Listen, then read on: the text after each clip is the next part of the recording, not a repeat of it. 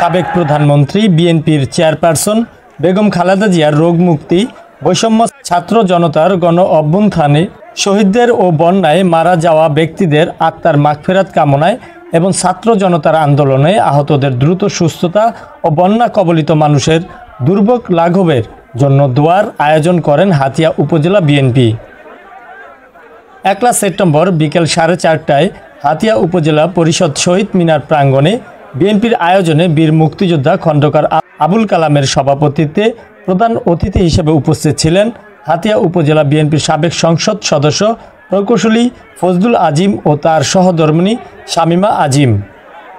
এছাড়া আরও উপস্থিত ছিলেন উপজেলা বিএনপি সহসভাপতি নিজাম চৌধুরী, সহসভাপতি অ্যাডভোকেট ইউনুস, উপজেলা বিএনপির সাংগঠনিক সম্পাদক ইকবাল উদ্দিন রাশেদ সহ আরও অনেকে। অনুষ্ঠানে প্রধান অতিথি তার বক্তব্যে বলেন, অতি দ্রুত নদী ভাঙ্গা রোধে কাজ করা জরুরি। পরে অনুষ্ঠান শেষে খালেদা জিয়ার রোগ মুক্তি ও বৈষম্য বিরোধী ছাত্র জনতার আন্দোলনে যারা শহীদ হয়েছে তাদের জন্য দোয়া করা হয়।